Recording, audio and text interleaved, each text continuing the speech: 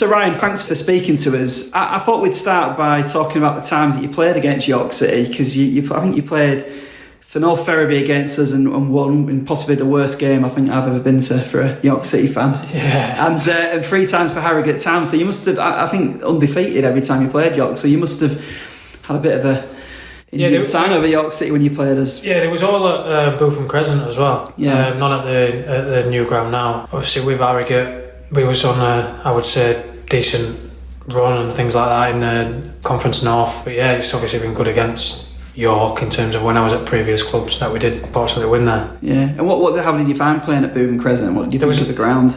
It was always quite hostile. That obviously depends on whether the club's doing well or the club's not doing well.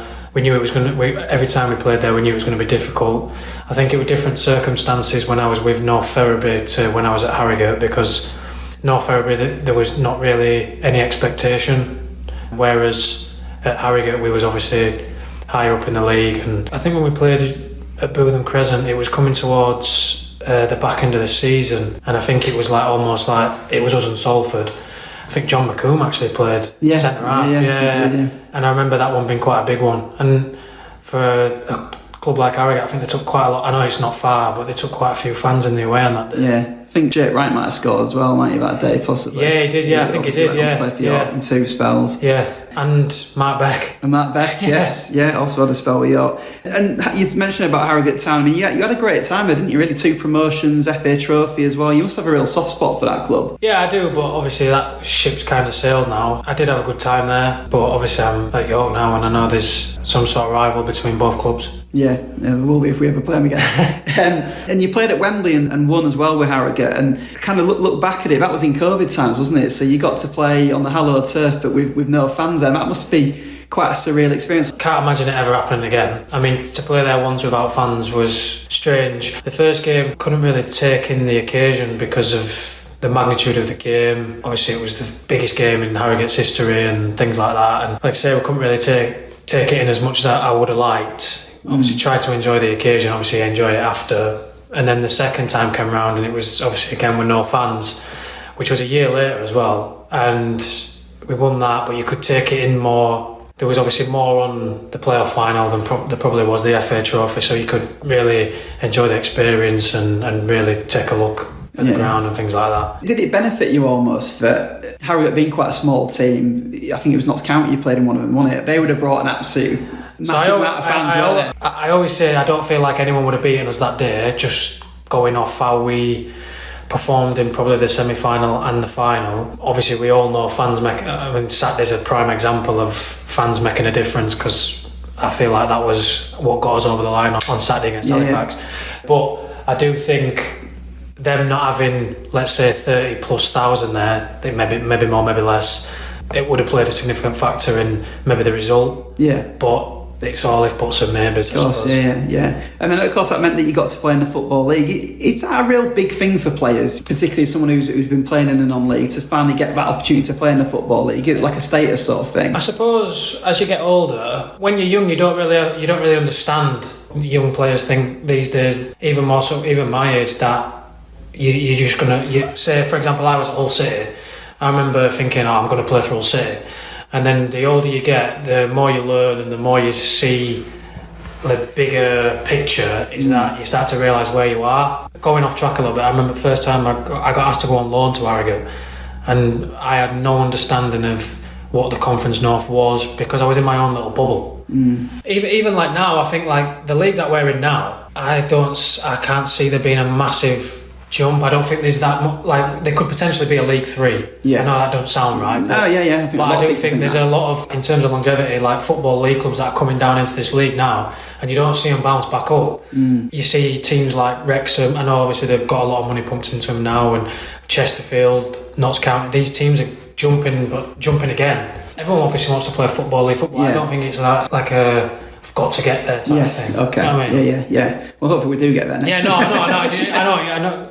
It's obviously everyone's dream, but everyone's dream is to play in Premier League. Yeah. And the percentage of people that'll go on to play in Premier League is very small. And obviously signing for York City, you dropping back into the non-league, but I imagine it ticks a hell of a lot of boxes for you, kind of like the stadium and the size of the club. With no disrespect to Harrogate, but York City are a much bigger club, aren't they, in terms of fan base? Was it a kind of no-brainer for you signing for York? I remember Kingsley James was in touch with me. This was when before the playoffs were going off. I know Kings from before because I used to do some coaching for him and David McGurk, and obviously stayed in touch with Kings. And then he messaged me towards the playoffs, and I kept track and things like that. And then I think when it was all kind of like dust had settled down, everyone had partied and enjoyed themselves and what have you, get a promotion, he just said to me like, is it something you would consider type thing? And I was just like, yeah. The difference in terms of like being from League 2 and going to conference, I kind of wanted to stay a little bit higher. Of course, yeah. Coming up and things like that, I was interested even more to obviously be part of it. And yeah, I spoke to John, and then it got sorted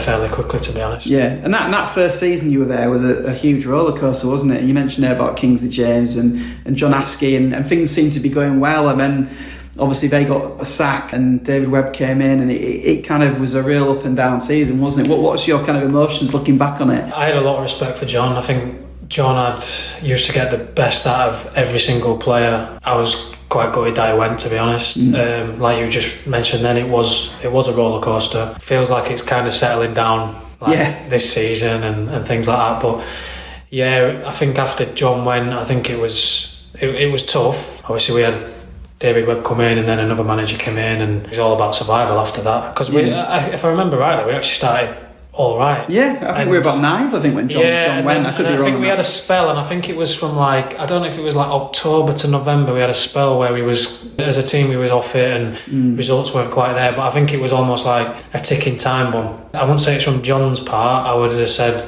higher up, it was a ticking time bomb. It was inevitable that it was going to happen at some point. And the bad run as well. I mean, all newly promoted sides are going to have a little bad run, aren't they?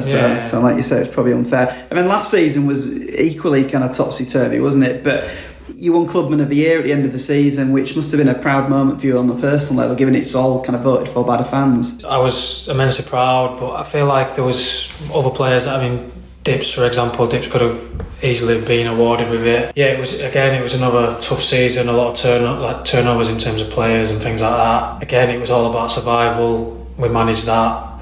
But yeah, again, going back to winning the thing, I was really proud to win it. And by the end of the season, obviously you were playing centre half. I mean, you've been a defender for, I would imagine, all your career. I don't know what you played at Hull City, but how different is it going from right back to centre half? And how did you feel when Adam told you? I remember what happened, and there was something that went on with Will Smith's family away from football, and the gaffer just pulled me in and was like, we've got no defenders basically, and I'm going to have to put you into centre half. And it was a shock, and I'd be lying if I didn't come out of that office very, very nervous, especially off the back of the result previous, which was the Altrincham game. Yeah, and the fixture list was pretty tough there as well. Wasn't it? Coming on like on the short. We was coming into quite a tough period, and I remember walking into the change room and seeing Cal, because I was sitting next to him, and I just said to him, I was like, you are going to have to talk me through this game today. It seems mad to think that I'm literally just moving across one position,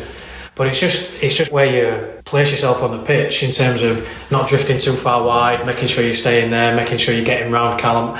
There's all like different aspects to it. But I came off the pitch and I was like, I actually quite enjoy that. And I said to Cal after the game, I was like, I don't see myself as a fullback. But it's easy. I think obviously we went on that run of beating Bromley, but Cal didn't play the week after. It ended up being me and Will Smith, and we won that, and then we beat Chesterfield. And I'm thinking, like it can't be that good every week, you know. Yeah. But yeah, no, it was a change. It was a challenge for myself, and I actually quite enjoyed like learning and taking that challenge on, especially with the time of the season where we were and what we had to try and achieve as a team. I mean, there was a lot of pressure on the team at that time as well. So did you feel like extra pressure on you as an individual because you were in that new position, and also kind of like if you made a mistake and we suddenly got beat, it could have been all over, couldn't it? On the day I did. I think it took me about 10-15 minutes to kind of like settle into it, because the magnitude of the game is like, especially from the previous result, is we lose again, and this could be us type thing, especially with the games that was coming up in terms of Bromley and Chesterfield, because you're a fan yourself. You'd have been looking at them games and thinking, probably... I think we thought we were gone. That's what I'm saying. So, and I don't think anyone expected us to get 9 points out of them 3 games from the outside looking in, especially going off, again, I keep mentioning it, but off the back of the 6-1 defeat at Altrincham. And do you get nervous as a footballer? I mean, obviously you're a bit older now, aren't you? Do you get nervous before games? And were you more nervous with those games? I think when I was younger, I think I was a lot more nervous than what I am now. I think you almost learn to deal with that the older you get, with experience and playing in, bigger games and things like that. So everyone has that little bit of nerves. They'd be lying if they said that they didn't. And nerves can be a good thing, obviously, can't they, as well?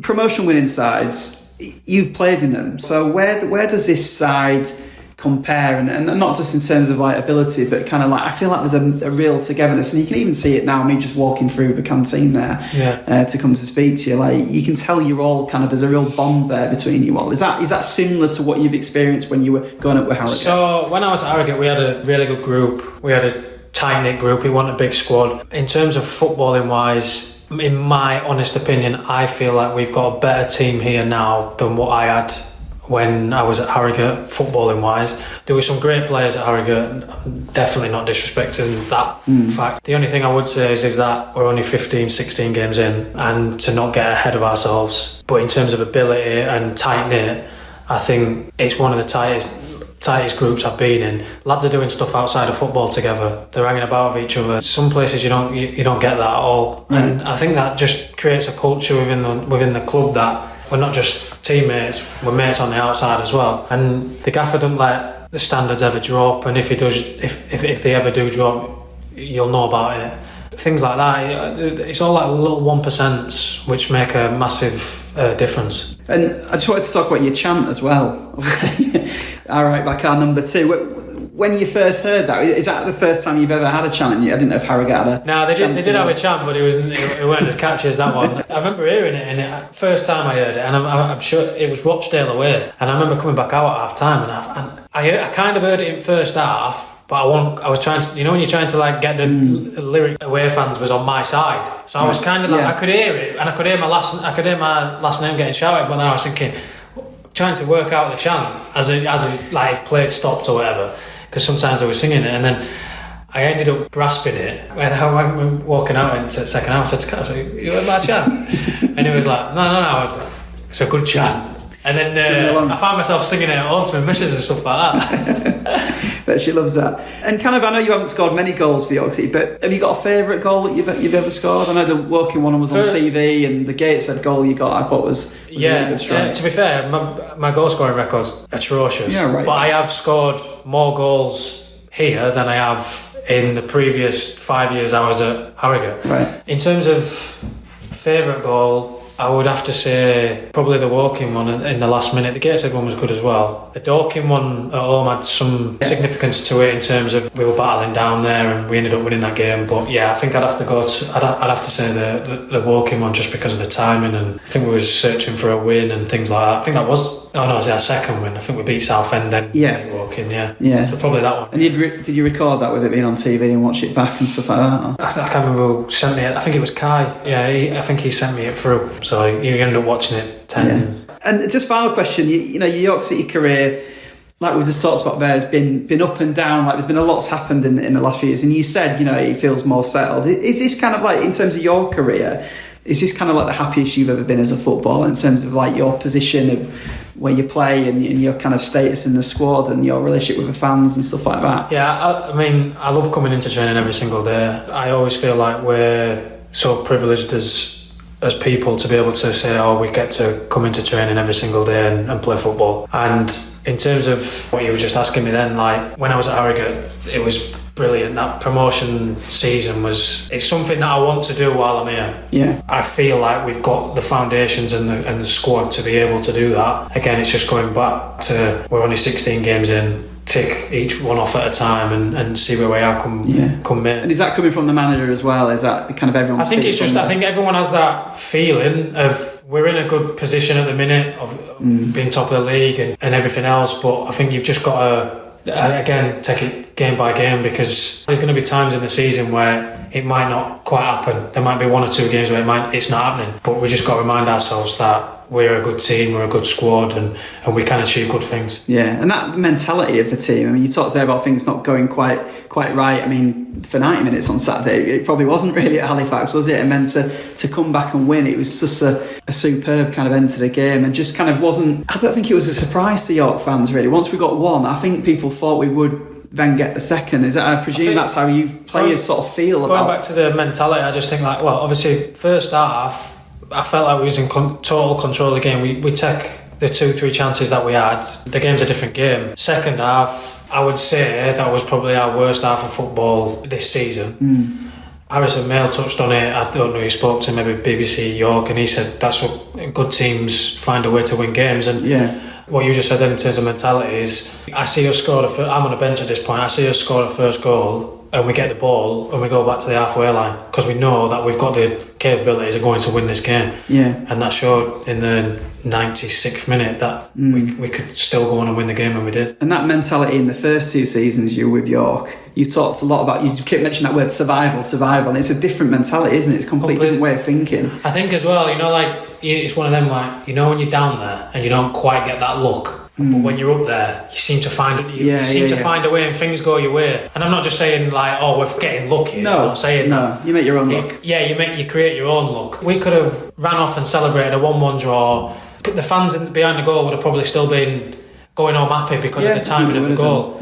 But again, we get the ball and we create, like you say, we create our own luck by running back and starting again as quickly as possible. Well, it's been a pleasure to speak to you, and I wish you all the best for the rest of the season. And I've really enjoyed hearing your kind of thoughts on and insights into York City. Thank you very much. Cheers.